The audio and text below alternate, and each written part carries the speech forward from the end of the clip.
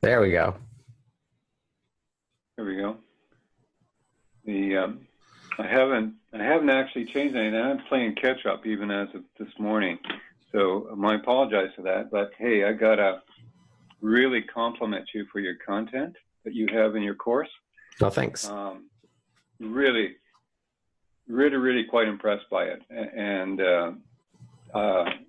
yeah, very, very much so. And I don't say this lightly. I'm not the kind of guy that gives compliments. Well, thanks.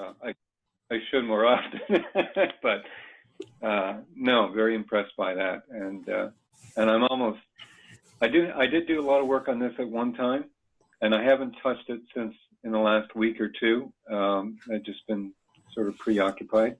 Yeah. So let's just brainstorm. Who's your ideal client in a perfect world, with no limitations? Yeah, this is where I'm falling. This is where I'm falling down. I'm not really addressing anyone in particular and everybody in general. And I just honestly don't know. I guess I haven't really nailed it down. Like, I got a background in architecture. I have been an architect for almost almost all my life. I used to think of myself as one, and then about 10 years ago, I decided that that's not who I wanted to be, and I had to sort of like ditch that sense of self. Mm-hmm. And so, I'm more than what I do, kind of a thing. And I sort of come alive from a position somebody tried to get a firm off the ground as a one-man office and just didn't make it.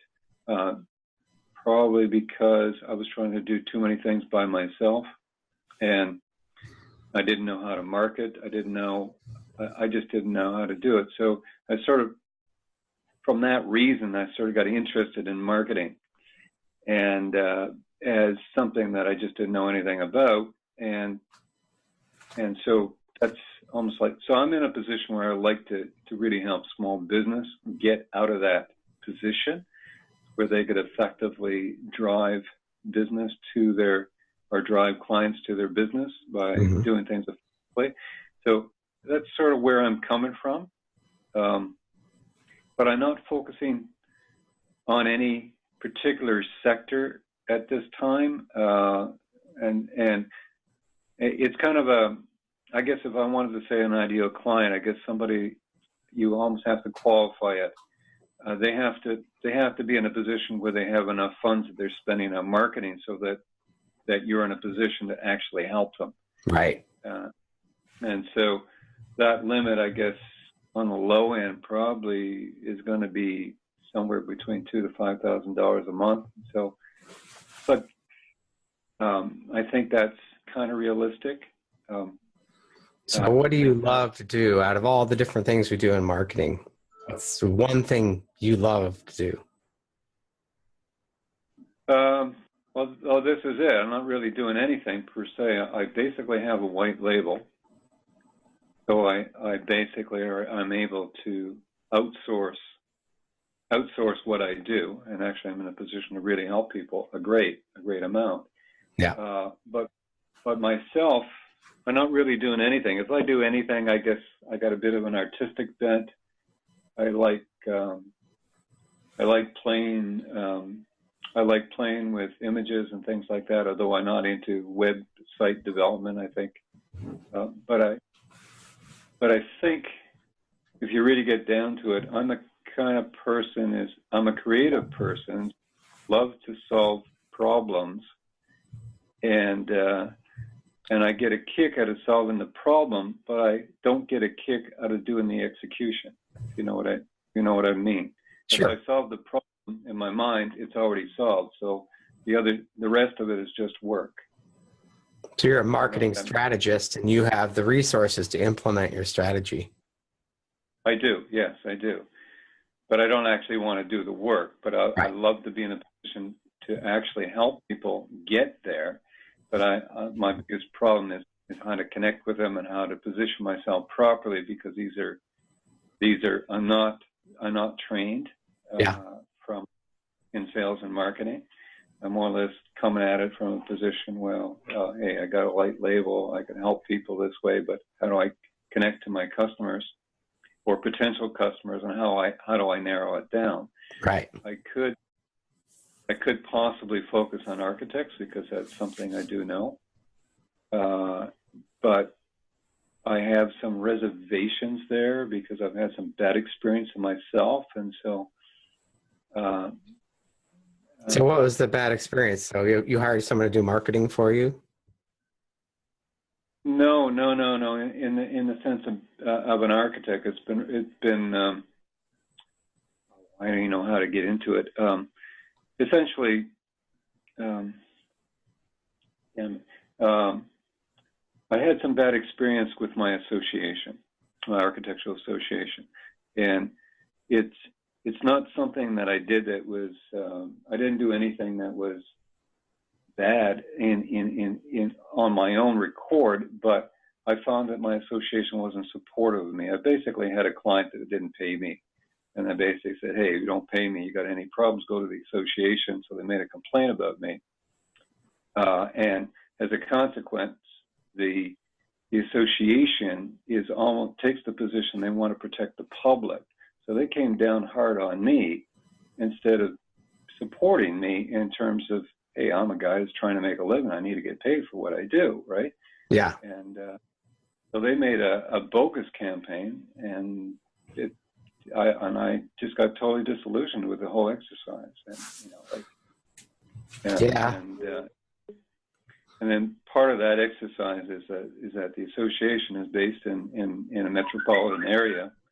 I live more or less in the outskirts, in the boonies, and the impression of the guys in the boonies is that they're always undercutting their fees. And so the establishment is essentially trying to make examples out of people like me, and it was just totally unwarranted. So I really got very disillusioned from that,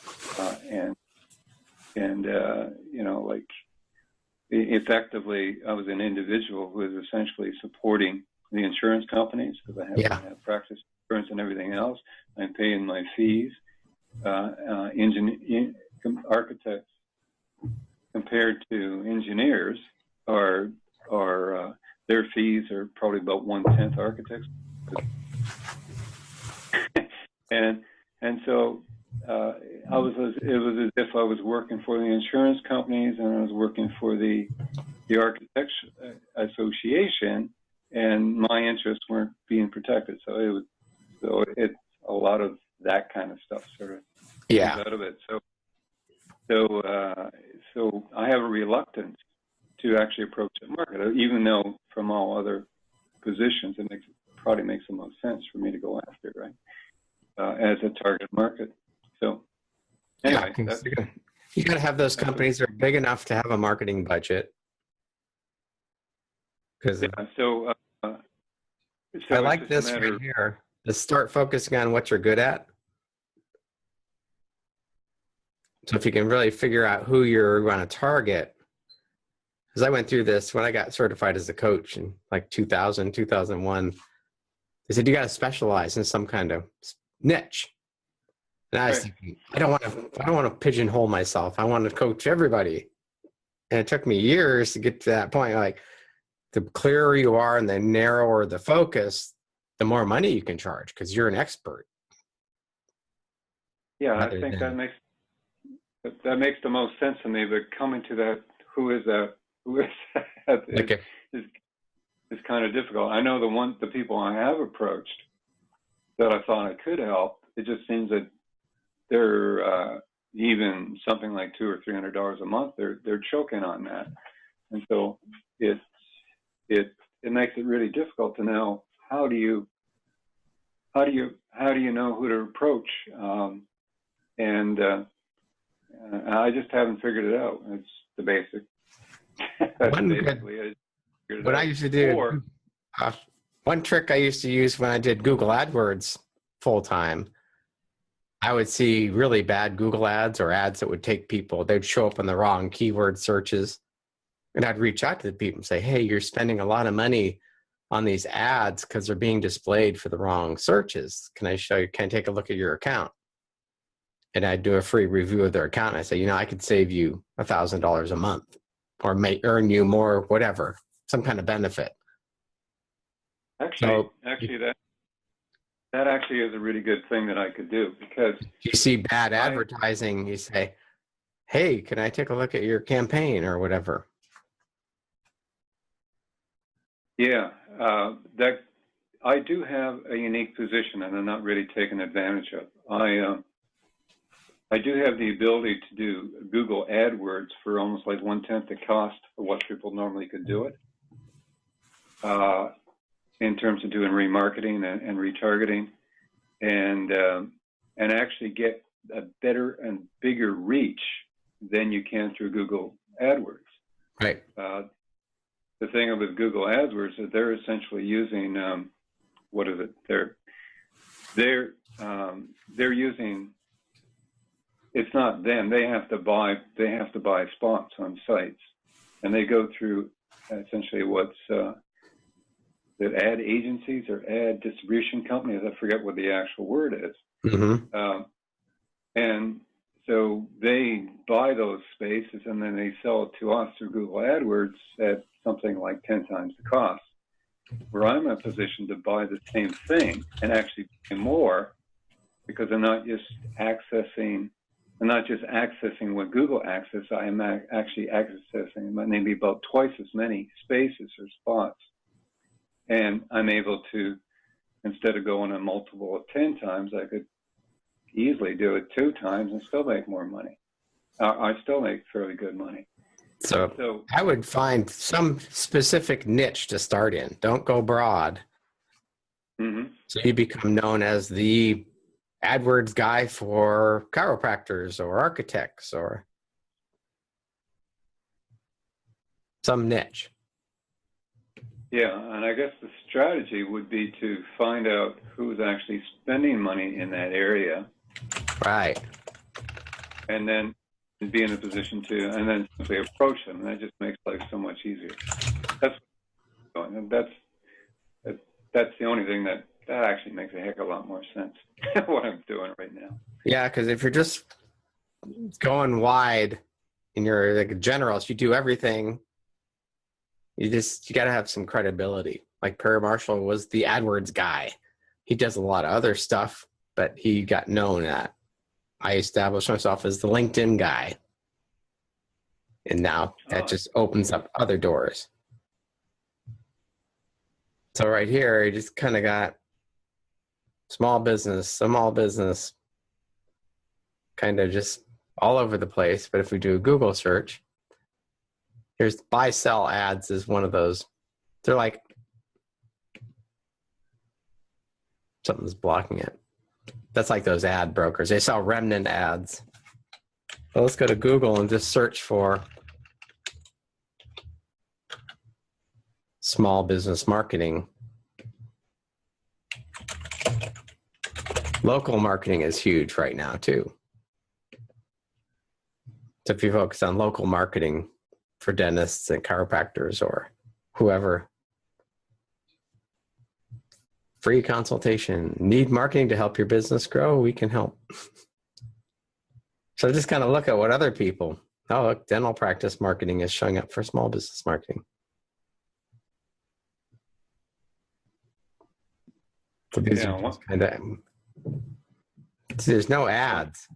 There's only a couple ads here. Dental marketing. So this is somebody I had to approach here. Small business marketing and dental practice marketing. So they shouldn't really do something that's for small business. They could save more money. So I would reach out to them and say, hey, you know, your ads are showing for this, and you probably use this phrase instead. But see, there's not much competition, which is very surprising.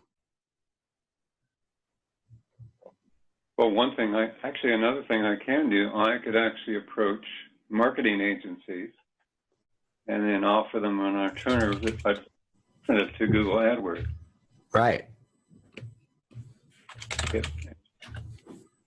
Exactly. Something like that. Do some Google searches and see what comes up to see what your competition is and see if there's any You got local business marketing and Marketing Profs, which is a educational site. But then you can get articles out there too when you get established who you're working with. Mm-hmm.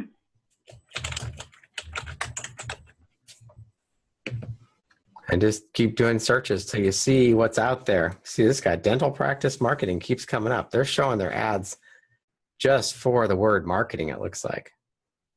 Mm-hmm. So I could reach out to them and say, hey, I could help you get better performance for your Google ads. And you could do the same thing. Improve your digital marketing. So I'm searching specifically for local business marketing for architects, and nothing is coming up for local business marketing for architects. Here's some articles, but you could run Google ads yourself and just have local business marketing for architects and have information about that for your programs. Because there's nothing on LinkedIn. Nobody's, let's see. Let me put it in quotes too, just to see if that helps. To see nobody's using this stuff. This is crazy. This is marketing experts should know how to do this. You have a huge opportunity here. You see that? Okay, I'm missing something. Here I got 1410 results. How is that? So here, local business marketing for architects on Google, and do that from your local machine, and you'll see what comes up in your area. But like nobody is promoting ads that they do marketing for architects. Let's just try marketing for architects and see if ads come up.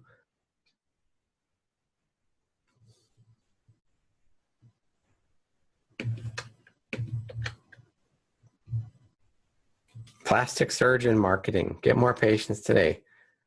I can reach out to them. Marketing for architects. Look at this. Dental ads are coming. This guy is, their targeting is horrible. You have so much opportunity here.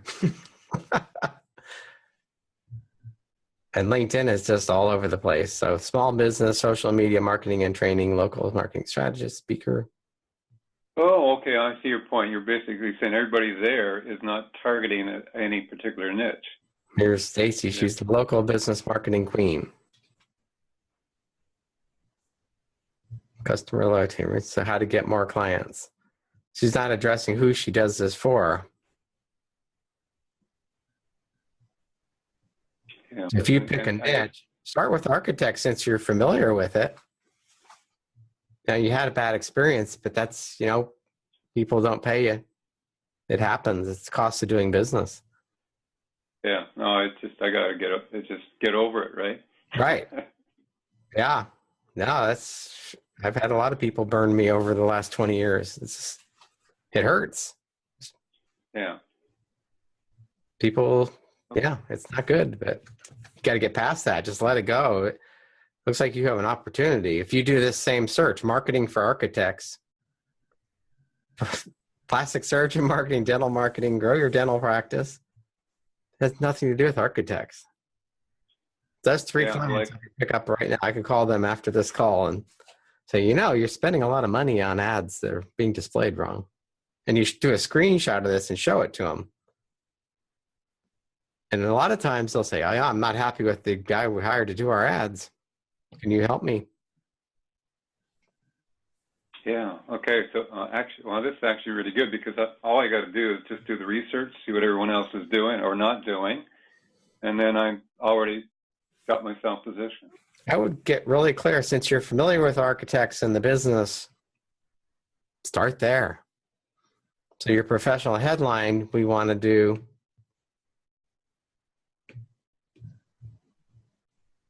you want to have it focused on that.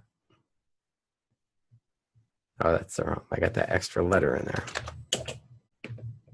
Yeah, I guess that's important too, what you're saying. I mean, you're indicating that how I spell my name, I got to be totally consistent everywhere, right? Yeah. Yep. And you have to get this out of here so they don't suspend your account. Okay, I'll do that. The what about Ignite your, add rocket fuel to your architecture business or something like that. can you look at the Ignite your architecture business, you know, that kind of stuff. Get really clear, because then they're going to say that, and up in your banner back here, you can talk about what you do. Ted, why would that make them suspend his account? It's against the terms of service to add keyword phrases in your last name field. Oh, it's in his name field. Yeah. See. Okay. Yeah. You can put CPA or MS, or you're not allowed to use keyword phrases.